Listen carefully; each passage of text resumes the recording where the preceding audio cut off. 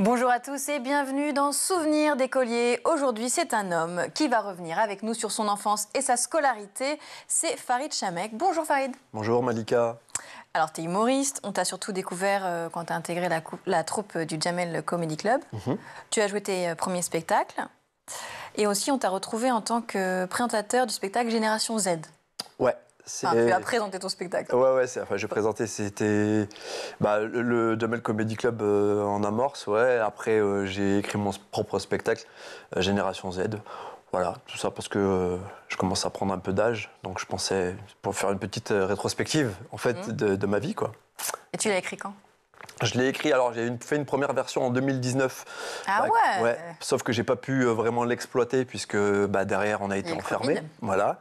Et je reprends mon spectacle en 2022 avec une version remise à jour 2023. Et là vraiment 2024, voilà, bien remise à jour. Ouais. Donc là en ce moment on peut te retrouver où sur scène ? Au théâtre Le République, comme son nom l'indique, c'est la République, à Paris. Ouais. Et donc voilà, les dates sont sur mes réseaux, sur mon site, etc. Donc n'hésitez pas. Est-ce qu'il y a d'autres projets dans les prochains mois ? Ouais, il y a toujours plein de projets. Là, je suis sur 2 films en écriture. C'est toi qui as écrit ? Ouais. D'accord. Sur 2 films, voilà, on est sur des projets cinéma surtout, parce qu'à la base c'est ce que je voulais faire, acteur. Le stand-up c'est un peu un accident de parcours, donc voilà. On va arrêter de regarder dans le futur, on va regarder plutôt derrière. Déjà, où est-ce que tu as grandi ? Alors j'ai grandi. Oh là là, c'est compliqué pour moi aujourd'hui. C'est le matin. D'habitude, je n'en fais pas autant de fautes. Hein. Là, c'est le matin, il n'y a aucun problème. J'ai grandi à Saint-Étienne, donc dans la Loire, le 42. C'était sympa ? C'était sympa, ouais. C'était un cadre particulier. Ce que je dis souvent, moi, j'ai pas grandi dans une cité, en banlieue, comme souvent on pense, hein, parce que les profils comme le mien, on est souvent... C'est quoi un profil comme le tien ? Rebeu, issu de l'immigration, forcément, on vient des quartiers, et ce que je dénigre absolument pas, hein, parce que c'est très bien aussi. Simplement, j'ai grandi dans une sorte de village, une campagne un petit peu, tu sais. Loin de ça en fait, loin des tours en béton. Comment t'as atterri là-bas ? C'est que mes parents voulaient construire une maison. Ils ont mis toutes leurs économies et toute leur énergie dans la construction d'une maison. Et qui dit construction d'une maison, c'était en périphérie de Saint-Étienne, dans un village. C'est pas un village rural dans le sens vraiment où il n'y a pas d'électricité, quoi. Tout ça. ça arrive pas, ça arrive plus, je crois. Ça s'appelle Villars, et c'est dans le 42. Et c'est vrai que le cadre, c'était des vaches en face de chez moi, des prairies, des prés. Et voilà, et ce cadre-là, en fait, m'a offert un cadre un peu différent. Une enfance calme dans la nature. Calme, exactement, ouais. J'ai pas de street cred, moi. Pas du tout. Désolé. Est-ce que tu avais des frères, des sœurs ? J'ai 2 frères et une sœur, mais je suis l'aîné de la famille. Ah, t'es l'aîné ? Ouais. Est-ce que ça t'a donné tout de suite des responsabilités, une pression ?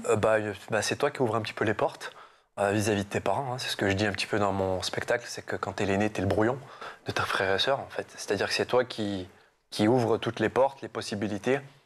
Et voilà, donc t'es un peu le colonel des armées, on va dire. Aujourd'hui, tu es toujours en bon terme avec tes frères et tes sœurs ? Bien sûr. Oui. C'est une enfance harmonieuse ? C'est une enfance harmonieuse, pas de drames familiaux qui nous éloignent. Non, il y a eu le décès de mon père l'année dernière, ça nous a plus rapprochés qu'autre chose. Et du coup, ça t'a donné toi aussi peut-être encore plus de... Ouais, oui. C'est ça. Ma mère compte, je sens que ma mère compte plus sur moi. Mais bon, je suis là, je réponds, il n'y a aucun problème. Donc ça, c'est un truc... moi, c'est un rôle que j'endosse à 100%, sans problème, sans souffrance. Ouais. Est-ce que déjà, à l'époque, tu faisais rire les gens dans ta famille ou à l'école ? Alors, c'est une histoire un peu bizarre. C'est-à-dire que tu n'as aucun moyen de briller. Tu habites dans une campagne. Comme je te disais tout à l'heure, tu es issu de l'immigration. Quand je dis une campagne, on est à peu près les seuls rebeux du secteur. Okay, donc tout ça, freluquet, pas très beau, etc. Tu développes un petit peu des armes, de mécanismes d'autodéfense qui sont les vannes, quoi. C'est un truc que tu as au fur Tu l'as développé à ce moment-là, en fait. Tu le développes. Et puis c'est un mécanisme d'autodéfense. Et ça, et puis le collège. les années collège, les ados, sont les pires êtres du monde. Tu es obligé à un moment de te forger une sorte d'armure. Et je pense que c'est venu de là, la base des bases. C'est venu de là. Et à l'époque, à l'école, tu étais plutôt quel genre d'élève? Alors, c'est très bizarre. J'étais le genre d'élève qui avait des possibilités, des capacités, mais qui s'en foutait. Je m'en foutais vraiment. On te disait quoi peut mieux faire? Je m'ennuyais de fou à l'école, en fait. C'était vrai. Ouais, il y a même des profs qui m'ont dit c'est du gâchis. Parce que tu as du potentiel, mais tu t'en fous, en fait. Et c'est vrai que je m'en foutais. Et maintenant, je me l'explique. C'est parce que ça m'ennuyait. Je m'ennuyais vraiment à l'école, en fait. Donc, qu'est-ce que tu faisais pendant les cours? Je parlais, Bavardage. Et puis oui, j'avais un prof, je me rappelle de maths, qui m'avait dit je vais te mettre tout seul parce que tu as un effet tache d'huile sur les autres. C'est-à-dire qu'autour de toi, le niveau des gens baisse. C'est flatteur. Bah écoute, moi je l'ai pris comme un compliment perso, tu vois. Mais après, j'entends. T'étais pas dissipé, t'étais plutôt pas concentré. Pas concentré. Pas concerné, quoi. Pas concerné, et puis surtout, j'avais cette tendance, tu vois, à vouloir toujours amuser la galerie. Ça a toujours été une volonté, en fait. Je pense que c'était, au fond, peut-être pour me faire accepter, parce que je sentais que j'avais aucune... Putain, il y avait toujours, dans les collèges, les lycées, il y a toujours les mecs qui sont forts au foot, qui sont populaires. Tu sais, aux États-Unis... Tu n'avais pas trouvé ton talent, quoi. Non. Qui te permettent de... Non, pas du tout. Et, parce que j'en avais pas, en fait. Je viens d'une ville de foot, j'ai toujours été nul. Le sport, pas ouf, tu vois. J'ai le dessin, l'art, rien. La musique, je t'en parle même pas. J'avais rien. Pourquoi tu n'avais pas envie de bien travailler à l'école? Mais parce que Pour justement être le bon élève. Ben non, mais justement, c'est parce que ça m'intéressait pas. Ça m'ennuyait de dingue. Et en fait, j'ai compris qu'avec le temps, que c'est pas parce que t'es comme ça que forcément t'es voué à échouer, quoi. Vraiment. Et est-ce que malgré tout, la scolarité, ça reste un bon souvenir? Grave. Je pense que c'est vraiment le premier monde où tu vis. L'école, c'est une société dans la société. Tu rentres dans un monde où voilà, tu as des repères. C'est là où tu te fais des amis des fois qui restent des amis pour la vie. Moi, il y a des gens que j'ai rencontrés au collège qui aujourd'hui sont encore mes amis. Voilà, donc je pense que l'école, ouais, c'est important. T'as gardé des amis du collège? Ouais, bien sûr. Des amis, ils vivent à Saint-Étienne encore? Ouais, toujours. Il y en a qui sont partis, il y en a qui vivent à Saint-Étienne, mais c'est des gens, même si c'est pas des amis avec qui je vais me confier, c'est des gens avec qui toujours en contact? Ouais, il y en a plein. Parce qu'en plus, toi, tu as une trajectoire qui a été, j'imagine, un peu différente, du coup. Oui. Bah, après, j'ai pas un cursus un peu, comment dirais-je... Classique, mais voilà, ils sont beaucoup aujourd'hui à me dire c'était obligé que tu finisses là-dedans, en fait. Ils te trouvaient déjà drôle. Ouais. Drôle, je sais pas, mais en tout cas, faire du théâtre, d'essayer de faire du cinoche, les métiers de l'art, quoi. Parce que j'ai commencé par la danse aussi, donc... Ah ouais? Ouais, la danse et la capoeira, surtout. Est-ce que tu avais un professeur qui t'avait marqué à l'époque? Ouais. Il y en a un mec qui m'a donné... Alors, c'est ce que je dis souvent aux profs, parce que je rencontre des profs. Je leur dis, donnez envie aux enfants, et vous verrez que vous allez changer des vies, en fait. Pourquoi? Parce que...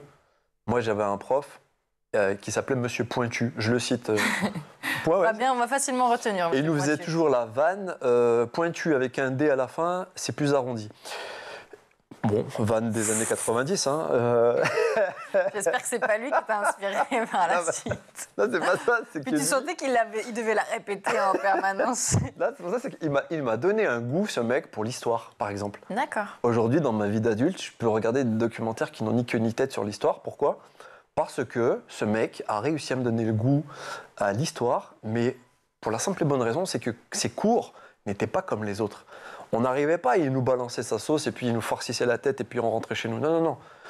Il était plein d'humour. Ouais, vraiment, il était là à nous dire bon, les Romains sont arrivés là. À votre avis, pourquoi? Et donc nous, on se sentait impliqués, on posait des questions. Ouais, peut-être que non, ça c'est nul. Et il avait toujours cette vanne où il nous torpillait, nous, ça nous faisait rire. Ce qui fait qu'en fait, on passait 1 heure de cours avec lui et c'était hyper rythmé, hyper dans une ambiance joviale. Là, tu t'ennuyais pas. Tu t'ennuyais pas. Et c'est ce mec-là, par cette manière de nous enseigner, qui m'a donné le goût de l'histoire, en fait. C'était en quelle classe, ça? 6e.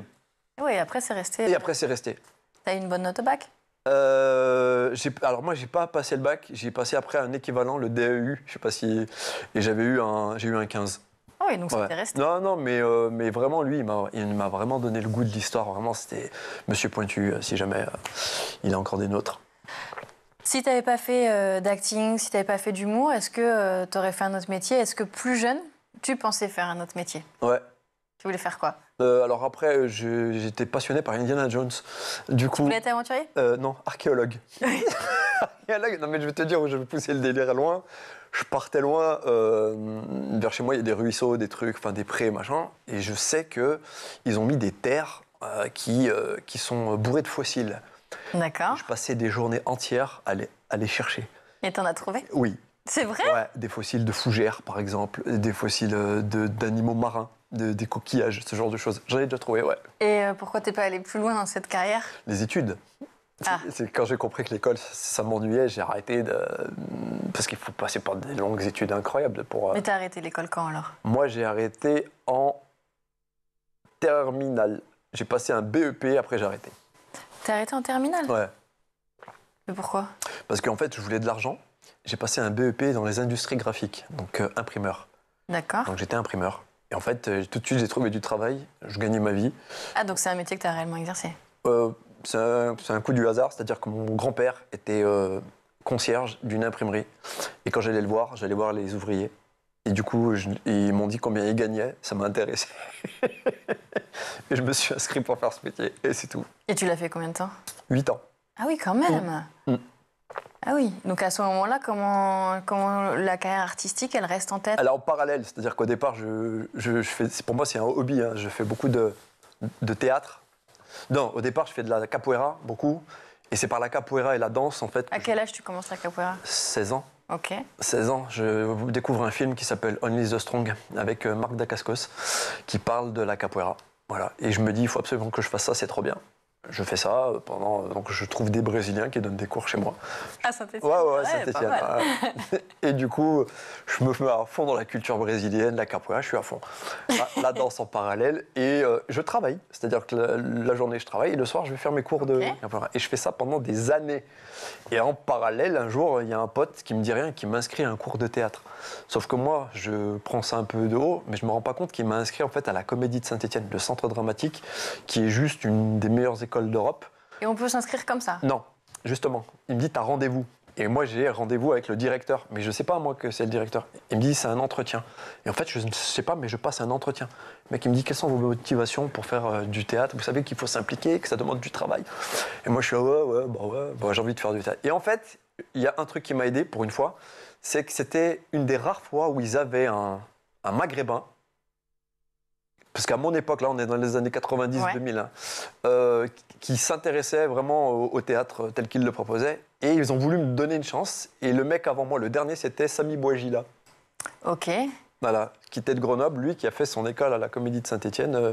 C'est plutôt bon présage juste avant moi, derrière lui. Donc, il voyait peut-être en moi le nouveau Sami Bouajila. Alors, c'est pas encore le cas, hein, mais Ah, tu penses là que pour le coup, c'est le fait d'être maghrébin qui t'a aidé?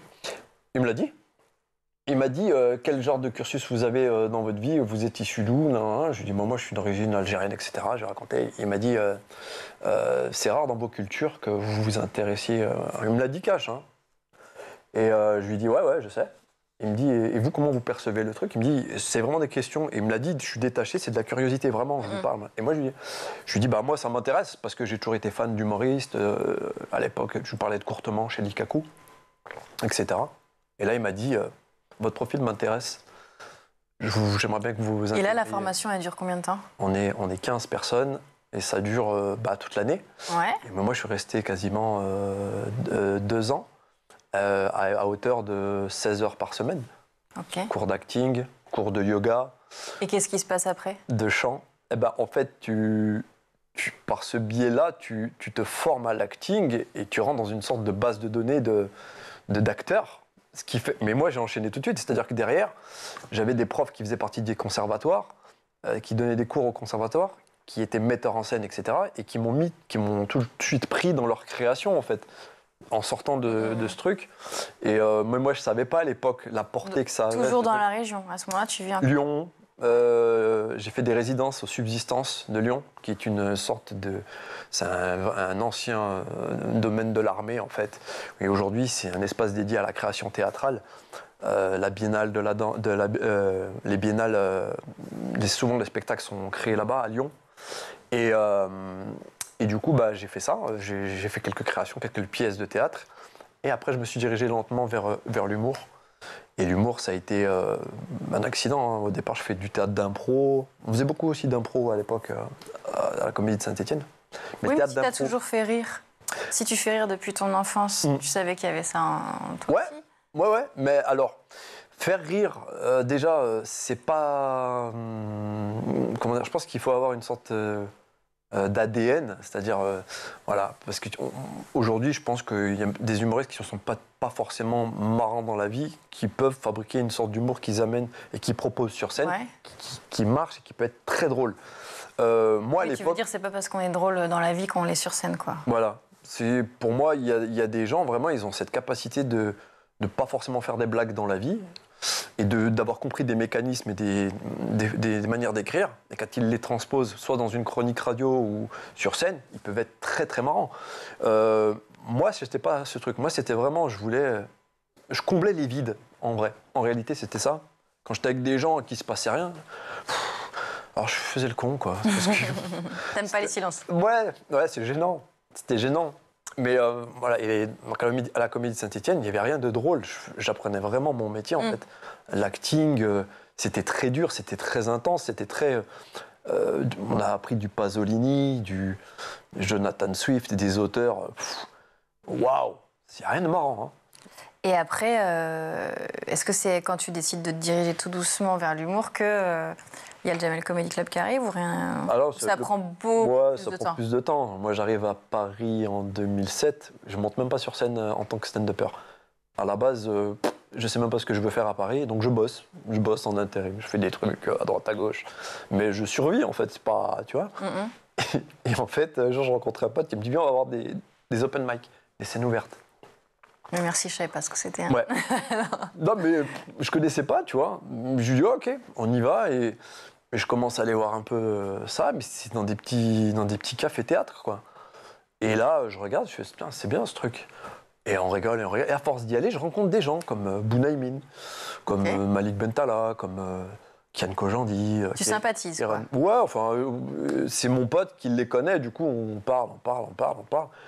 Et à un moment donné, donc, ils me disent, mais toi, t'as jamais voulu Ouais, moi, le stand-up, ça m'intéresse pas trop, machin. Ils me disent, non, mais tu devrais essayer, tu verras, c'est comme une drogue, c'est bien. Et moi, je suis là, ouais. Et un jour, je sais plus, j'écris un petit truc, 3 minutes. Ils me disent, ah, vas-y, pareil, non. Et j'essaye. Où ça? C'était où? C'était le Comic Arena, ça s'appelait. Et c'était dans une cave, dans un café de Bastille. Alors, je me rappelle plus comment ça s'appelait, mais c'était vraiment... il y avait 30 personnes qui rentraient, il y a la voûte au-dessus de ta tête, vraiment, c'est tout petit, c'est tout cosy. Et j'essaye, les gens rigolent. Je me dis, mais c'est super ce petit mini-pouvoir que tu peux avoir, tu vois. Et du coup, je suis jamais redescendu de scène, en fait, après ça. Et j'ai continué. Après, c'est des gens que je côtoyais tous les jours. On a créé un plateau qui s'appelait le Bordel Club, à l'époque, ensemble.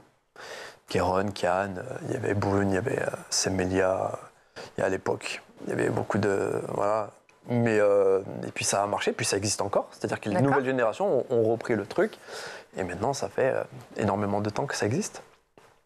Et du coup, comment on arrive à monter sur scène? Ah oui, alors du coup, le Jamel Comedy Club, en fait, c'est ça, c'est que à force de faire ces scènes un peu à droite, à gauche, à un moment donné, il y a le directeur artistique du Jamel Comedy Club qui me dit, ça te dirait de venir. Il est tout le temps en train de rechercher, en fait. Ouais. Hein. Il fait les petites scènes comme ça. Toujours.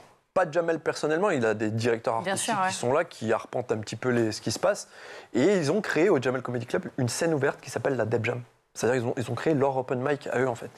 Et en fait, l'entrée pour aller au Jamel Comedy Club, c'est cet endroit. Et du coup, tu passes et t'es pressenti pour les émissions, la troupe, les tournées.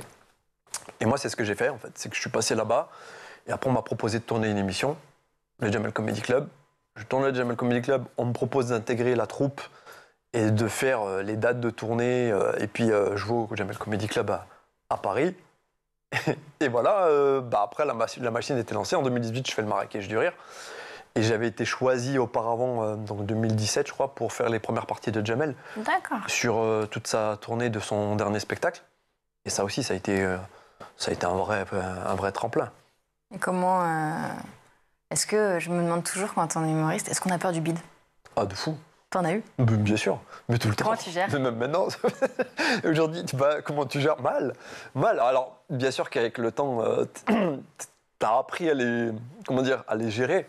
Mais il y a une époque où quand je prenais un bide, tu me voyais plus pendant une semaine. Ah ouais, mais carrément. Tu sais, le cliché sous la douche.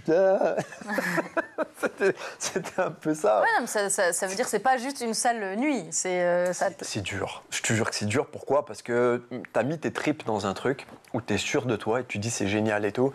T'y vas. On te relie pas? Ouais, mais en fait, c'est ça qui est dur. C'est-à-dire, un chanteur, par exemple, il a un tube. Tu prends n'importe quel chanteur à succès, il sort un tube. Il peut le chanter n'importe où. Ouais, après, les chanteurs, quand ils sont en concert, ils testent des nouvelles chansons. Oui, mais ils testent des nouvelles chansons. Mais je ne sais pas, moi, Gims qui vient chanter Bella, tu sais qu'il peut la chanter n'importe où, les gens vont s'ambiancer. Nous, avec le même sketch, on peut jouer même des fois 3 fois dans la même soirée. Oui, ça va pas être la même. Il va pas marcher de la même manière. Ou même peut-être, tu as un moment où tu vas cartonner, un moment où tu vas bider, et celle d'après, tu vas cartonner. Tu sais pas pourquoi. Il y a des paramètres comme ça qui rentrent en ligne de compte qui nous échappent. Et c'est pour ça que c'est hyper stressant, humoriste. Parce que avec le même texte, un jour ça va marcher, un jour ça va pas marcher. Et tu sais pas pourquoi. Et voilà, et c'est comme ça. Et donc c'est ça, cette appréhension qu'on a nous. Et quand ça arrive, quand ça marche pas, ouais. Si tu veux bien, on va attaquer la dernière partie de l'émission, celle où on se concentre à fond sur l'école. Ouais. Tu es papa. Ouais. Ton petit garçon, il a 6 ans. Comment tu juges l'école française aujourd'hui? Je peux tout dire? Bah oui. Bien sûr. C'est le but. Hein, non, l'école française, écoute, moi je trouve qu'on a eu la chance de vivre à une époque où c'était plutôt cool. C'était plutôt cool l'école. Je pense que les réseaux sociaux ont fait beaucoup de mal à cette nouvelle génération. Je veux pas faire le mec, le boomer, tu sais, qui est un peu aigri, tout ça. Non, pas du tout. Simplement, globalement, je trouve qu'on a un système d'éducation qui est un peu en berne, en chute. Qu'on ne se concentre pas sur les vrais problèmes. Je veux dire par là, c'est que on a eu cette chance, nous, d'apprendre des divisions, tu sais, à la main, etc. Ce qui fait que, quoi qu'il arrive, dans l'adversité, on pourra toujours se démerder. Tu refais encore des divisions à la main? Non, mais... Voilà. Je veux bien qu'on l'ait appris, mais dans la pratique... je suis partisan de... Il faut galérer un peu pour être préparé à la vie. Tu vois ce que je veux dire? Quand tout est trop facile, après, ça peut être compliqué. Les gamins, dès qu'ils tombent sur un os, ils sont vite perdus, tu vois. C'est mon sentiment, tu vois. Maintenant, l'école française, je pense vraiment qu'elle a changé. Que moi, je l'ai vécu à une époque qui était plutôt cool. Mais là, je la trouve un peu en Est-ce que ça t'inquiète pour ton garçon, justement? Ouais, ça m'inquiète. Ça m'inquiète parce que on ne se concentre pas sur les vrais problèmes d'un point de vue général. Moi, je fais des blagues, mais je suis aussi un citoyen, donc j'ai un petit peu mon avis sur tout ce qui se passe dans notre pays. Et je pense vraiment que l'éducation, au même titre que la santé, on régresse. Ouais. Et tu as un exemple précis? J'ai un exemple précis, c'est qu'aujourd'hui, on ne se concentre pas sur des problèmes d'éducation qui sont liés vraiment à l'éducation. C'est-à-dire que là, par exemple, tout ce qui est lié, par exemple, à la représentativité, l'inclusivité, tout ça, on se prend la tête là-dessus. Moi, je me rappelle que mon époque, on ne se prenait pas la tête là-dessus. On était concentré sur l'école, l'éducation, apprendre à compter, apprendre à lire, avoir de bons résultats, de bons diplômes. Aujourd'hui, mon fils me disait qu'ils avaient des cours, par exemple, où il leur expliquait la sexualité. Et ça me dérange. À 6 ans? Ouais. Ça me dérange. Ça me dérange réellement. Moi, j'ai pas de problème à le dire. Ça me dérange. Voilà. C'est en ça, pour moi, qu'on régresse un petit peu à ce niveau-là, tu vois. Pour moi, il y a des choses... Un enfant, c'est un enfant.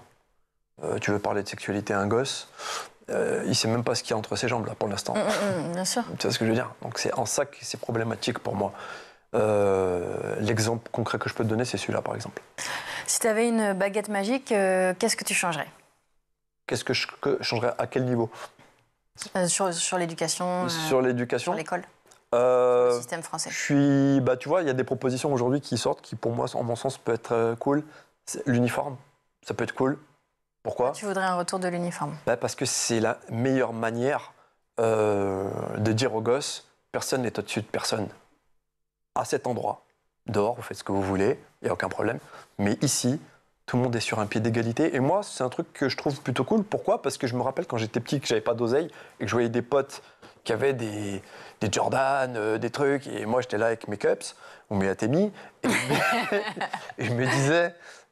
Et je te jure que ça crée un sentiment de frustration qui peut être problématique. Si tu as un élève qui est un peu, tu vois, qui est un peu fragile, sensible, ça peut avoir des conséquences. Et moi, je pense que mettre tout le monde sur un pied d'égalité, c'est une bonne chose. À l'école, en tout cas. Dans les thèmes relatifs à l'éducation, à l'école, il y a aussi le harcèlement. Le harcèlement sur les réseaux sociaux. Ouais. Toi, tu es sur les réseaux sociaux. Ouais. Est-ce que c'est quelque chose que tu as déjà pu vivre? Oui. Ah non, mais moi, j'ai dû aller à la police. Ah ouais? Ouais. Pourquoi? J'étais harcelé à un moment donné jusqu'à des menaces. Je te donne un exemple tout con. J'ai eu une personne que je n'ai jamais croisée de ma vie et qui avait jeté son dévolu sur moi. Sentimentalement? Ouais, au point de dire aux gens qui étaient dans mes réseaux, il est à moi, il m'appartient, etc. etc. C'est parti loin, j'ai dû aller déposer plainte. Hein. Et je ne sais toujours pas qui est cette personne. Et apparemment, donc j'ai eu un suivi après par la police, il y a eu une enquête, etc. Il s'avérait que c'était quelqu'un qui était schizophrène. Et vraiment qui avait des problèmes de santé mentale. Et moi, ça m'a tellement fait peur avec les réseaux, c'est qu'aujourd'hui, je suis hyper vigilant là-dessus.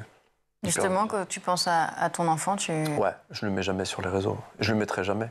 Et puis en plus, quand tu creuses un petit peu sur ce genre il y a un vrai danger. Il y a un vrai danger de mettre ses enfants aujourd'hui sur les réseaux. Il y a beaucoup de parents qui n'en ont pas conscience. Mais il y a un vrai danger. Alors aujourd'hui, les gens vont te dire il est en short, il ne se passe rien, il rigole, il joue au ballon. Non. Si on se renseigne un minimum, on se rend compte. C'est Combini, il n'y a pas si longtemps, qui avait fait une enquête là-dessus. Je ne sais plus si c'était Combini, je crois, Brut, où ils expliquaient concrètement qu'il y avait vraiment un réseau de pédophiles sur les réseaux qui s'échangeaient des photos. Et les photos qui kiffaient le plus, c'était des photos d'enfants dans des actions lambda de la vie. Pas forcément nus ou etc. ou ce genre de... Vraiment, des enfants qui mangent, des enfants qui jouent. C'était leur kiff absolu. C'est pour ça que je dis aux gens, moi, c'est un combat hein, pour moi, vraiment. Hein, j'arrête pas de le dire à tous mes potes. Je leur dis, ne mets pas tes enfants sur les réseaux, quoi. C'est un danger. Donc toi, tu mettras jamais ton fils. Est-ce que tu l'autoriseras plus tard à ouvrir un compte sur les réseaux sociaux?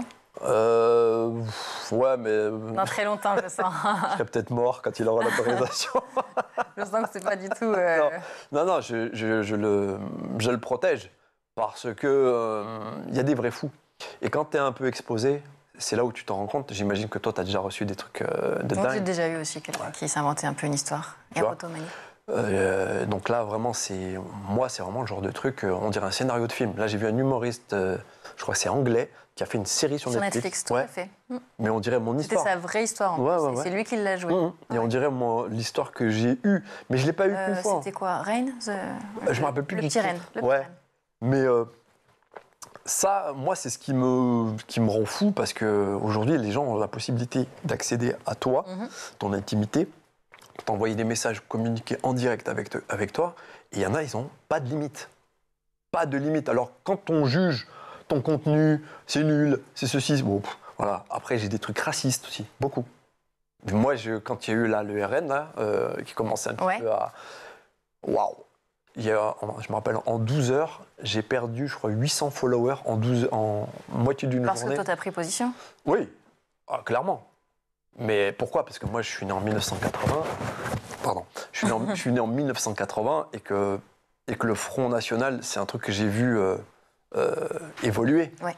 Et qu'aujourd'hui, quand tu l'as vu, cette évolution, quand tu as un mec de ma génération qui a vu l'évolution du Front National arriver jusqu'au RN de Bardella aujourd'hui, et que tu as des gamins de 20 piges qui essaient de m'expliquer à moi que c'est pas un parti raciste, etc., etc., Excuse-moi. Après, ça, perdre des abonnés, c'est pas grave, tant mieux. Non, mais c'est pas, un problème. Parce que, alors, C'est pas invivable, c'est pas du harcèlement, quoi. Moi, j'ai aucun problème avec ça. Déjà, je suis pas à la course aux abonnés, vraiment. C'est vraiment pas dans mon ADN. Ce que je veux dire par là, c'est qu'il y a un impact sur tes prises de position, quelles qu'elles soient. Moi, ça me permet de jauger un petit peu l'ambiance générale. Ok, c'est comme quand il y a eu ce débat pendant le Covid, vax, anti-vax. Les gens sont complètement fous. Ils deviennent médecins, ils deviennent analystes. Dès qu'il y a une élection, ils deviennent politologues, géopolitologues. Mais donc, il faut savoir prendre de la distance. De la distance, c'est ça, ouais. Parce que sinon, tu deviens fou. Moi, c'est ce que j'ai appris à faire avec le temps. C'est qu'aujourd'hui, une critique, un mauvais commentaire, machin, ça me glisse dessus. En revanche, je sais que mon entourage n'est pas prêt à ça. C'est pour ça que j'essaie... Tu ne mettras pas ton entourage, pas ton enfant, et on a bien compris, il n'est pas prêt d'avoir un compte Insta. Non. Petit encore, mais je ne sais pas, dans 4 ans, il pourrait commencer à... C'est un enfant qui a beaucoup de chance, sauf d'avoir un père comme moi. Voilà. En tout cas, merci. Merci à toi, Malika, pour l'invitation. Ça fait accordé, d'avoir partagé avec nous tes souvenirs d'écolier, puis aussi tes positions. Ouais, merci, c'est gentil. On se retrouve très vite sur School TV pour un nouveau numéro de Souvenirs d'écolier.